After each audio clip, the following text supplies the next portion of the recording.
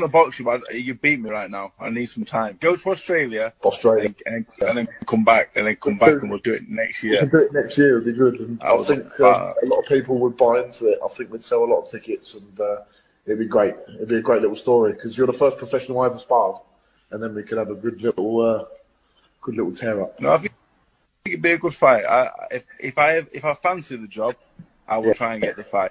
Currently, you'd be too much for me. You've improved out of sight. A boxing prospect, while he's winning, will not have much issues until he travels down that difficult road of trying to sell you the fight, rather than the fight just being produced. You know, let the matchmaker pick the opponent, you go in the ring and fight. Ben Whitaker took on the Nigerian Ezra after Ezra invaded the press conference. A press conference that Ben Whitaker was not headlining. Ben Whitaker, his ego got involved. I got to prove myself. Gave this no-hoper an opportunity.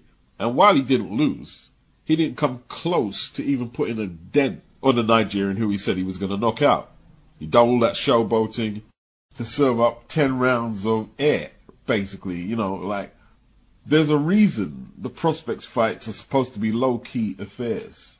And that's because he's still developing his craft.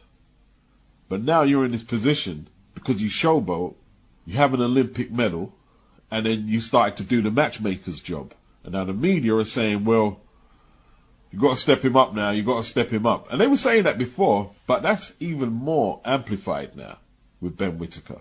And the same thing is going to happen with Johnny Fisher. I want to big up Birmingham Racing. He brought this to my attention. He said he was impressed by Fisher, and so was I. I was impressed too. But he says, but comments about knocking out Joshua in 3 rounds made me laugh. I made this post on Twitter that Eddie should call Lawrence Okoli and make the Fisher fight. Somebody said that Fisher will take Okoli's head off. Usyk's name came up. This one said he'd take Usyk's head off. So his fan base are really giving it some right now. They're really giving it some. Eddie says he's a well beater, but yet you're trying to talk up a fight with Dave Allen. I thought Dave Allen was cancelled from the Matchroom platform after the Dorian Darch fight and the alleged fixed fight rumours. Don't listen to Dave Allen talking about, oh, you're way ahead of me now, I've got to wait until next year. Dave going back in the gym, and in a couple of months' time, he's going to be piping up looking to fight Johnny Fisher. The last time I saw Dave Allen last year, he stunk the place out against Fraser Clark. Stunk it out. In saying that, he's got a better defense than Alan Babbage. So this won't be a first-round blowout. But with Johnny Fisher, I can see a divide being created between the 7,000 people who would turn up at the Copper Box to see him fight Dave Allen against the skeptics from the media and just fans like you and I saying, well, we don't believe he's all that. Not saying he can't be all that, but he needs to prove it to us. And if he is all that already, like you're saying, why is he fighting Dave Allen?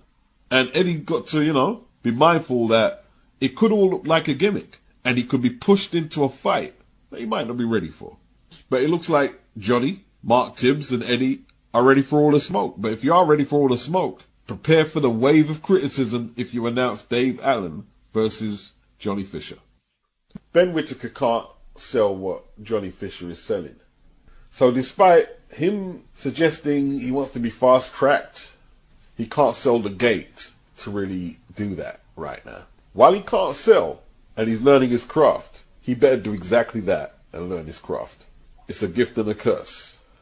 Johnny Fisher, however, has got a number he's got to maintain. He's got an arena he's got to maintain.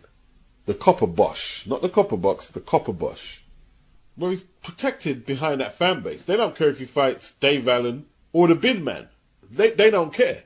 But there does come a point they're going to have to justify some of the hype to the media and get even more fans. Surely, if they want to go any further. Like 20,000 at the O2. Boxing. Beats and rhymes. Boxing. Beats and rhymes. I think pound for pound quality. I think there's a big job to do on him, but it can happen real quick. I mean, you look at Boots. When I signed Boots, I thought there's a big job to be done on Boots. I didn't expect to do 13,000, 14,000 in Philly. Hopefully the performance sits with that, and then it's done. We're absolutely cooking on gas. and that can happen very quickly for Shakur. But I need to get my teeth into him, into his profile, into telling the world how special this kid is. So his one trainer thought that Shakur should stay at top rank and get another belt from Denis Berancic. I'm not opposed to that, but can he do that deal without signing off options or a longer-term contract with Bob? Like signing a long-term contract to fight Berancic. Not a good idea. And isn't Berancic signed to Frank Warren? Yeah, perhaps if there was a guarantee he'd get Lomachenko next, but we all know Bob or Loma, someone's ducking that fight. Can't have it both ways whether you're a fan of Bob or Loma. So why would you go back to fight Berancic and you can't get the so-called better than Muhammad Ali Lomachenko in the ring? You know, you sign into the PBC to get the Tank fight, that's fair enough.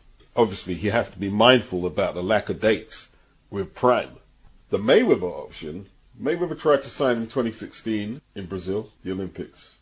Shakur, I think, did Shakur get a silver? And it all ended in tears. I think some fences would have to be mended between Floyd and Jay Prince for that to happen. Floyd himself, where's he at? Is Kamel Moulton, TMT? Well, he was fighting on an MMA turned boxing card the other day, and Floyd was there supporting him. And Floyd himself, his next fight and exhibition is going to be on DAZN. So he doesn't have a broadcaster for TMT, if TMT is still a thing. But they're saying here Floyd's got the money to sign Shakur, and Shakur would have to be careful he doesn't get caught up between Mayweather playing some game with Tank. Yo, look, I've got one of your main rivals, and, you know, getting caught up in a feud between Floyd and Tank. The Eddie Hearn option is probably going to require Shakur to move up to 140. That's where Eddie's got a lot of the action. Shakur Stevenson is one of the best fighters on the planet. Is he going to be able to get these top guys? Because these top guys, I'll be the first one to say it, I'll be the last one to say it. They don't want to fight him. What is he going to do to attract them into the ring? I'm of the opinion that he needs to get a plan where he's not focused on Loma or Tank, because neither of them want to fight him, for whatever the reasons. If he can get on the Riyadh season thing with Eddie, that'd be good. Do your own thing. People are screaming about the performances, and there's been this comparison online. I went back and forth with Ishe Smith, and they're talking about people comparing Shakur Stevenson with Pernell Whitaker. Well, just on accomplishments alone, there's no fighter in the game who compares to, well, apart from Terence Crawford, Usyk, and perhaps the Japanese kid, in a way, who can compare to Pernell Whitaker. But if we're talking about style, Pernell only had 17 stoppages in 45 fights. A lot of people are arguing with me when I picked up every publication that was on the newsstand. I've still got VHS tapes full of British boxing, American boxing, international boxing. I've just got lying around. And when people were arguing with me that there were sections of media and boxing fans who used to say that Pernell Whitaker was boring, and then they're arguing with me saying, no one ever thought that, when it's not true. There were sections of fans and media who said he was boring, or he wasn't exciting. Now we're getting into semantics, but yeah, there were people who said that. I didn't say all, but there were people who said that. The two pay-per-view fights I remember Whitaker having were against Chavez, who was the draw, a Mexican, and De La Hoya, who was the draw, a Mexican. Pernell wasn't even viewed as the most exciting fighter in the Duva stable. Evander Holyfield and Meldrick Taylor were viewed as more exciting fighters than Pernell Whitaker.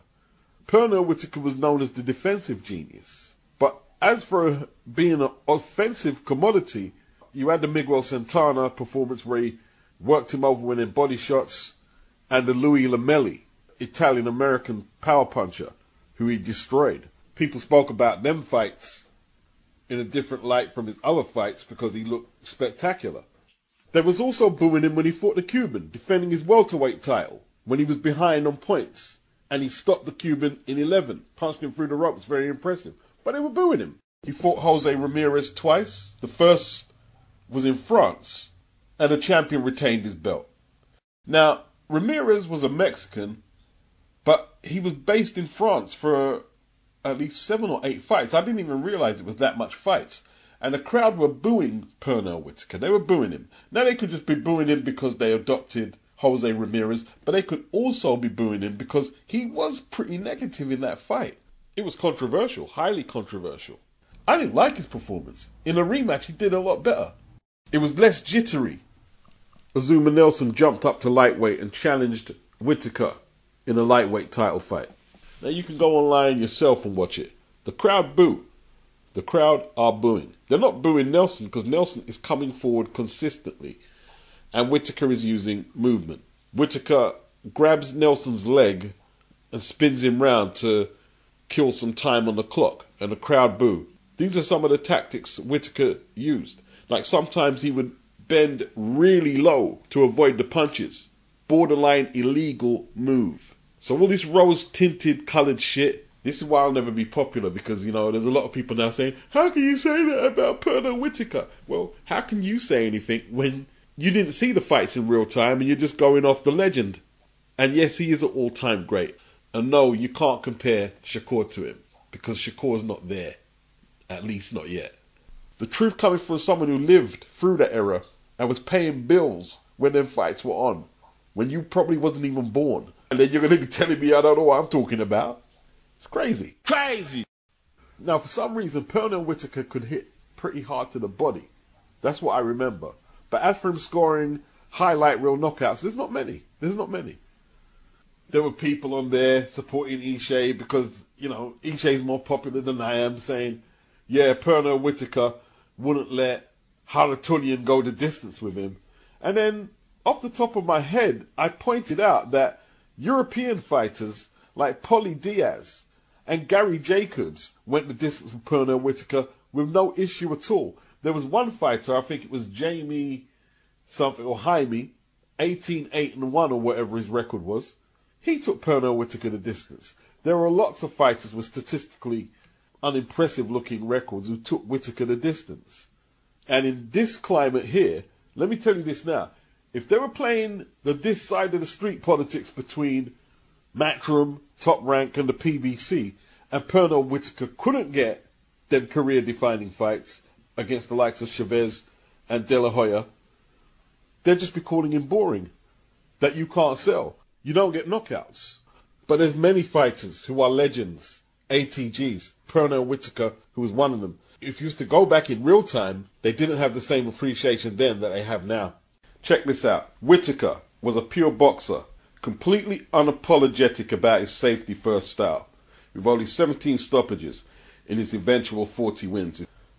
Pernell Whitaker won by employing the sweet science as opposed to brute force. As far as pure God-given boxing skills, Whitaker may have been without peer amongst his contemporaries.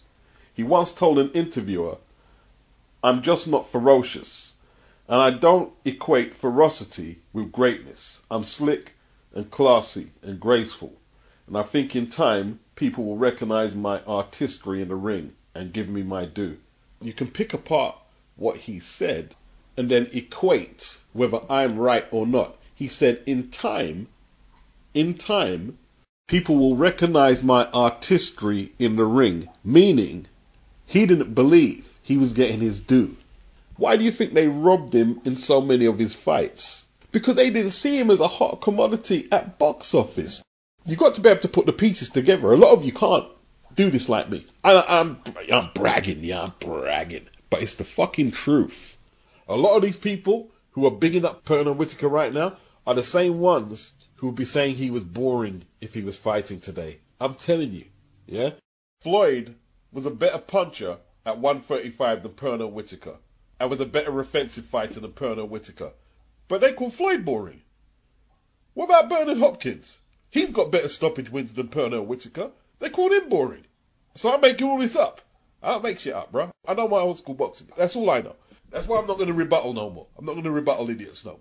Because I know what I'm talking about. And I'll be honest with you, yeah, I'm not interested in a lot of your opinions that Shakur Stevenson is boring. I'm not interested. Because that's an opinion. This is supposed to be championship boxing. He's got a strap, Tank has a strap, Lomachenko has a strap. Until they fight in the ring, you can have your opinion on what you like and you like. This is supposed to be championship boxing, the best fighting the best. That's the bottom line. I'm not here to cater to a million opinions, because opinions can have agendas. Let the lightweights go in the ring, the top guys go in the ring, fight, and then we see who's the best done. You know, I've got people arguing with me, well, why do you think Sonny Edwards is boring and Shakur isn't? And I'm thinking, do I have to even answer that? Someone who will ask you that question is the same one who would jump on the bandwagon and say Mayweather was a runner when he wasn't a runner. So that means you don't know what you're looking at on the screen, basically. Nobody complained when boring Sonny Edwards fought Bam in a unification. So they're very selective. They're very selective. I'm going to support Shakur because he has a strap, right? And it's supposed to be championship boxing. If you're going to call undisputed, you call undisputed for all, not who you like or what promoter you like. Sonny Edwards in my top 10 of fighters I don't like watching.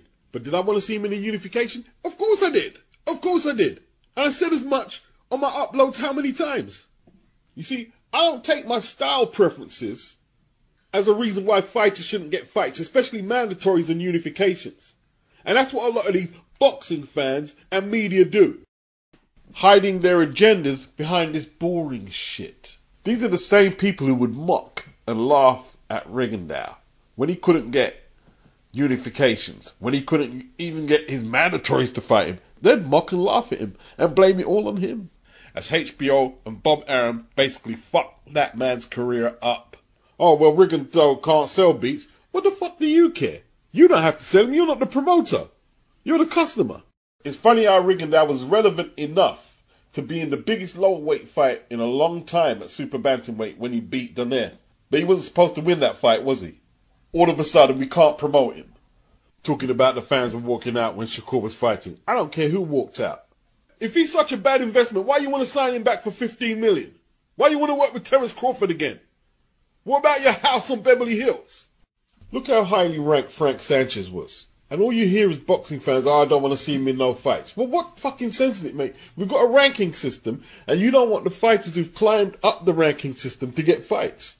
It's not a sport no more, it's a popularity contest. The Saudis, however, have turned it back into a sport. Let Frank go on the platform. They're reckoning. He gets a win. Winner stays on. Bring him back. Knockout chaos. And he's destroyed by Adit Caballo. That's how it's supposed to work. And I suppose people are going to disagree with me when I say that people haven't called Adit Caballo boring. They've called him boring when he bought Derek Chisora and Kevin Johnson. Yeah, skillful but boring. But that league system, that winner stays on system, has brought something out of him, hasn't it? He's now the liver taker. He's now the body puncher. The Frank Sanchez Adit Caballo fight was important because it was on the big stage between two fighters who've been overlooked. And there's way too much media and way too much boxing fans who create conditions where fighters can get overlooked. And it's not fair. Boxing. Beats and rhymes. Boxing. Beats and rhymes.